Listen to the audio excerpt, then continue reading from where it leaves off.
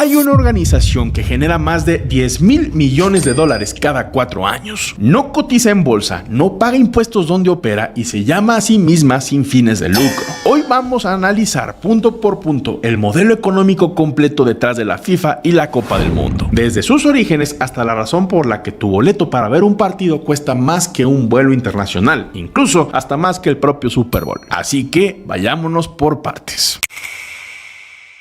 ¿Alguna vez te imaginaste cómo se creó la Copa Mundial de la FIFA? Bueno, pues un abogado francés llamado Jules Rimet simplemente decidió crearla. Era 1904, la FIFA acababa de nacer con tan solo 7 países europeos y desde el primer día alguien propuso organizar un torneo mundial de fútbol, pero no había dinero, no había infraestructura y casi nadie le creyó. Rimet no se rindió. Durante más de 20 años empujó la idea en cada congreso, en cada reunión, en cada negociación diplomática que pudo, hasta que en 1928 en Ámsterdam al fin lo logró. El Congreso de la FIFA aprobó la primera Copa del Mundo, la sede Uruguay, no solo porque habían ganado los últimos 2 torneos olímpicos de fútbol, sino porque fueron los únicos que dijeron nosotros pagamos todo, incluyendo los viajes de los demás. Y así, en 1930, con tan solo 13 selecciones, incluyendo a México y un estadio cuyo cemento todavía no se había secado, comenzó el evento deportivo más visto de la historia. Rimet fue nominado al Premio Nobel de la Paz por su labor, aunque rechazó el reconocimiento. Sin embargo, la historia le reservaba algo más grande: la inmortalidad de su nombre grabada en el trofeo más codiciado del fútbol. En 1946, tras la Segunda Guerra Mundial, la FIFA decidió rebautizar la Copa del Mundo como Trofeo Jules Rimet en homenaje. En 1970, Brasil conquistó su tercer campeonato y con él el derecho a quedarse con el trofeo de forma permanente. Pero su historia tendría un final amargo. En 1983 fue robado en Río de Janeiro y jamás volvió a aparecer.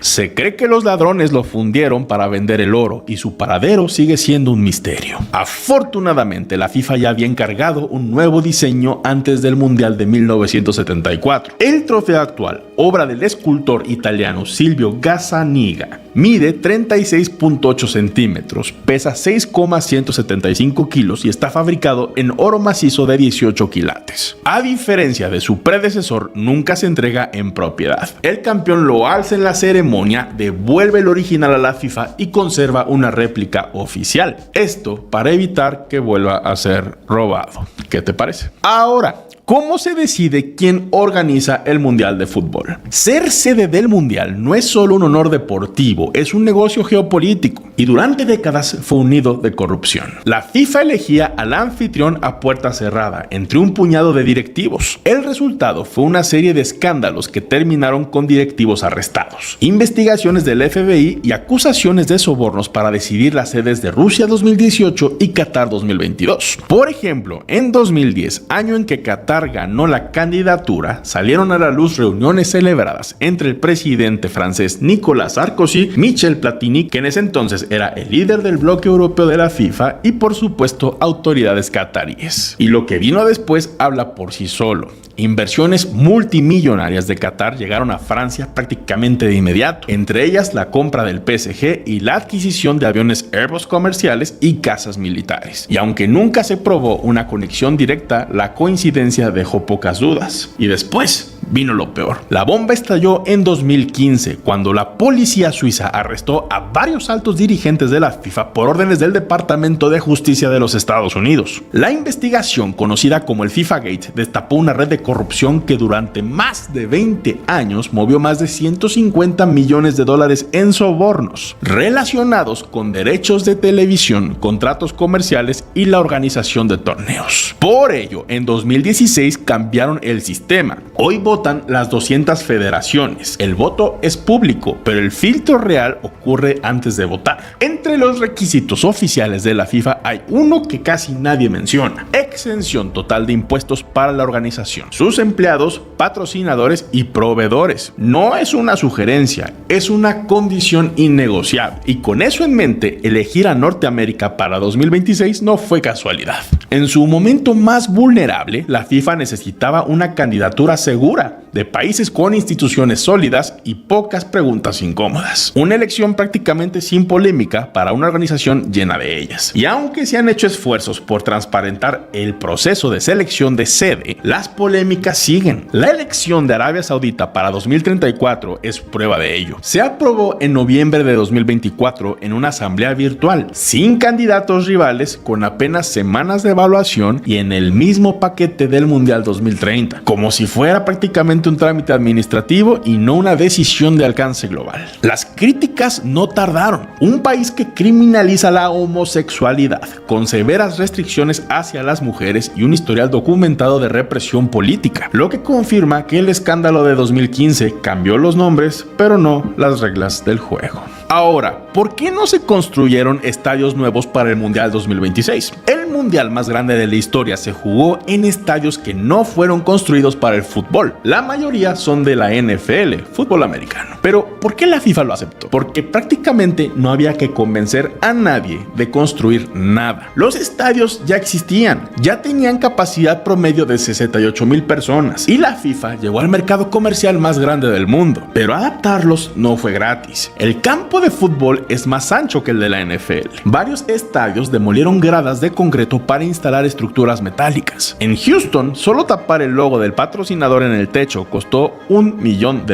¿Un logo? ¿1 millón? Y todos los estadios tuvieron que borrar sus nombres comerciales por órdenes de la FIFA. Por ejemplo, el Levi's Stadium cubrió su letrero pero dejó visible la silueta, saliéndose por la tangente, pero hubo un caso donde la FIFA no pudo ganar y fue en Atlanta. El techo del Mercedes-Benz Stadium está hecho de paneles de plástico flexible inflados con aire, lo que hacía prácticamente imposible cubrir el logo de la estrella sin dañar la estructura. Y tras más de un año de negociaciones, la FIFA terminó cediendo, convirtiendo a Atlanta en el único estadio del mundial con un logo comercial visible. ¿Qué te parece? Ahora, dato interesante, ¿te has preguntado cuánto cuesta patrocinar el mundial? Todo empezó en México, 1970. Pelé levanta el trofeo, millones viendo en televisión y alguien en una sala de juntas vio algo que nadie más miraba: las vallas del estadio saliendo en vivo a todo el mundo, completamente gratis para las marcas. Y esa fue la chispa. En México, 1986, el modelo explotó. Coca-Cola y McDonald's firmaron exclusividad y la FIFA descubrió algo más poderoso todavía. No necesitaba venderle a todos, solo a uno por categoría. Una sola marca de refresco, una sola tarjeta, una sola ropa deportiva. Hoy ese sistema se divide en 3 niveles. En la cima están los FIFA Partners, marcas globales como Adidas, Coca-Cola y Visa, que invierten hasta $100 millones al año de manera recurrente para estar presentes en todos los torneos organizados por la FIFA. Después vienen los patrocinadores oficiales, empresas que patrocinan únicamente una edición específica del Mundial, como es el caso de Bank of America o Michelob, y que pueden pagar hasta $75 millones por ese torneo. Y finalmente, en la base de la pirámide están los patrocinadores regionales, cuyos acuerdos son más económicos porque sus derechos de patrocinio se limitan a mercados o regiones específicas. La regla es simple y brutal. Si Coca-Cola firmó, Pepsi no existe dentro del estadio. Si Adidas pagó, Nike desaparece. Si Visa está, no puedes pagar con Mastercard. Y eso es lo que vende la FIFA. No visibilidad, sino la eliminación de tu competencia. ¿Modelo de negocio brillante o monopolio disfrazado?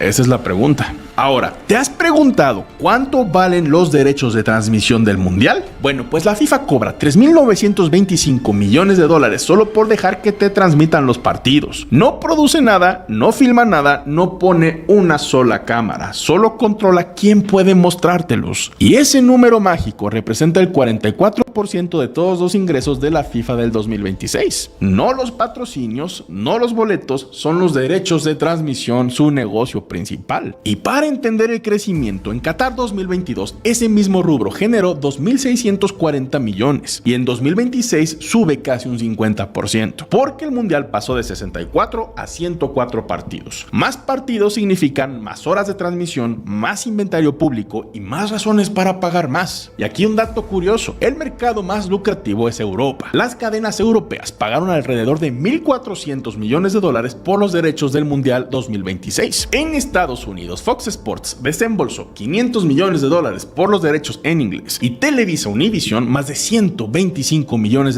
por los derechos en español. Y con esos números sobre la mesa, las famosas pausas de hidratación adquieren otro significado. La FIFA las presentó como una medida de salud obligatoria, pero la razón real es más sencilla. Un deporte que históricamente no tenía publicidad durante el juego, de repente fabricó 208 pausas programadas, convirtiendo cada una en un bloque comercial vendible. Y el defensa inglés Gary Neville lo dijo sin rodeos: son pausas de hidratación de nombre y pausas publicitarias de negocio. Los aficionados lo abucharon, pero Fox Sports lo agradeció. Ahora, algo interesante es que hay una sola negociación en la historia reciente donde la FIFA salió perdiendo, y fue contra China. La FIFA llegó pidiendo $300 millones por los derechos de transmisión del Mundial 2026 en China. Pero China, ¿qué crees? Pagó solo 60 millones, un descuento del 80%. ¿Cómo lo logró? Con una sola ventaja: en China solo existe un comprador posible, CCTV, la televisora estatal del gobierno. Un monopolio absoluto, cero competencia, y la FIFA no tenía a quién más llamar. Pero China fue más allá y usó 3 argumentos adicionales para presionar. 1. La selección china no clasificó al torneo. 2. Los partidos se transmitirán a las 2, 3, 4 de la madrugada. Y 3. El gobierno simplemente no mostró urgencia por cerrar el acuerdo. La FIFA esperó, China también, y al final, con el torneo encima y sin alternativas, la FIFA firmó a 60 millones. 4 mundiales incluidos en ese acuerdo, 2 masculinos y 2 femeninos hasta 2031. La mayor victoria comercial en la historia del deporte moderno. Y China demostró quién es quién. Y si crees que esto es impresionante, espera a ver cuánto recibe el país que gana el torneo, porque hay algo en ese premio que casi nadie sabe. ¿Cuánto dinero recibe el campeón del Mundial de Fútbol? El campeón del Mundial 2026 levanta el trofeo y recibe $50 millones. Ese es el premio más alto en la historia de la Copa del Mundo. Para comparar, Argentina recibió $42 millones cuando ganó Qatar 2022, un aumento de 8 millones en 4 años. Pero hay algo que la mayoría no sabe: ese dinero no llega directamente a los jugadores. La FIFA lo transfiere a la Federación Nacional, y es la misma federación que decide cuánto le toca a cada jugador, cuánto al cuerpo técnico y cuánto se reinvierte en programas de desarrollo. La estructura completa de los premios en 2026 es la siguiente: los 48 eliminados de la fase de grupos reciben 9 millones cada uno, los que llegan a octavos 11 millones, a cuartos 19 millones, a semis 27 millones, el subcampeón se lleva $33 millones, el tercer lugar 29 millones y el campeón ni más ni menos que los $50 millones. En total, la FIFA distribuye $727 millones entre todas las selecciones participantes, y no es ni el 10% de los ingresos que obtendrá. Pero hay un detalle que cambia el cálculo para muchas selecciones. Para las que jugaron en Estados Unidos o Canadá sin exención fiscal, los impuestos locales se aplican sobre esos premios. Algunas fuentes estiman que una selección que no llegue a cuartos de final podría gastar más de lo que recibe, solo considerando logística y tributación, es decir, no le saldrá negocio. También un dato interesante: ¿te has preguntado cuánto gana un árbitro en el Mundial? Bueno, pues el árbitro que pita la final del Mundial 2026 puede ganar $300 mil en un solo torneo. Sí, en 39 días. La FIFA no publica oficialmente los contratos arbitrales, pero el diario The Times de Londres reveló los números, y varias fuentes especializadas lo confirmaron. El salario base por ser seleccionado al plantel arbitral del Mundial 2026 es de más de $100 mil.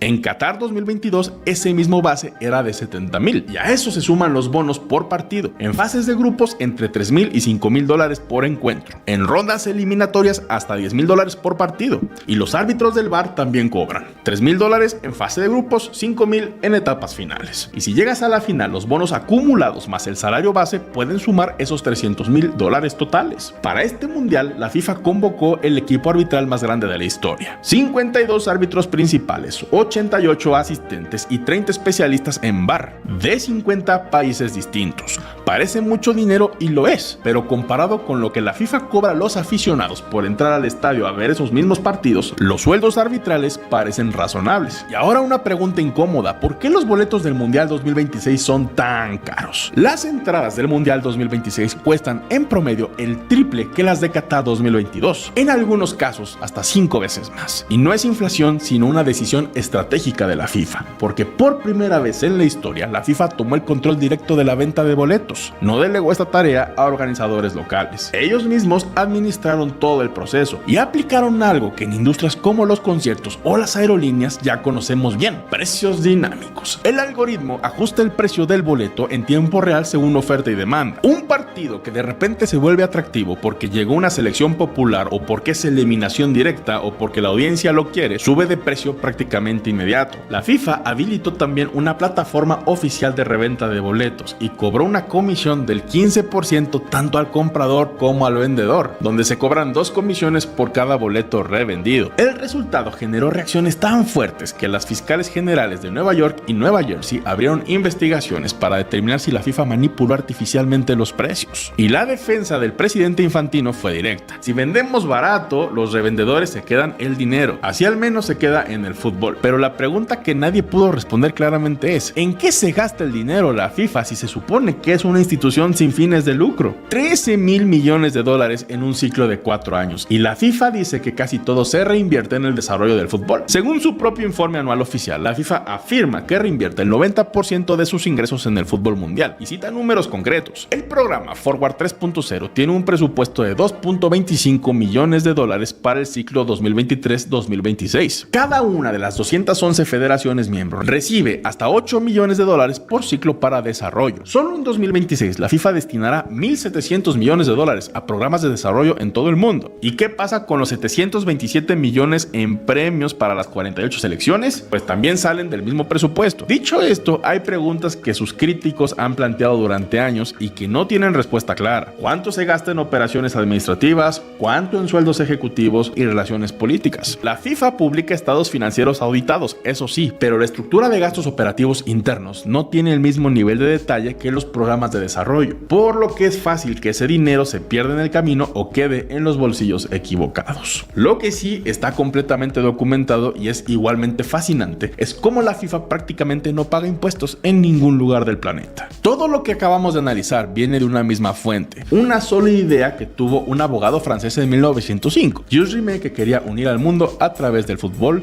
y lo logró. Pero en el camino lo que creó fue también la plataforma comercial más poderosa del deporte. Hoy la FIFA genera más dinero que la mayoría de los países del mundo en sus presupuestos anuales. ¿Es la FIFA un villano? ¿Es el genio del negocio? ¿Es las dos cosas al mismo tiempo? Esta respuesta te la dejo a ti. Pero lo que sí puedo decirte es lo siguiente: cada vez que compras un boleto, que consumes una Coca-Cola, que vas a McDonald's o que ves un partido en televisión, eres parte de la ecuación financiera más grande del deporte mundial, queramos o no. Y la próxima vez que te pregunten cómo sabes tanto, diles que es porque sigues a Luis Mi Negocios.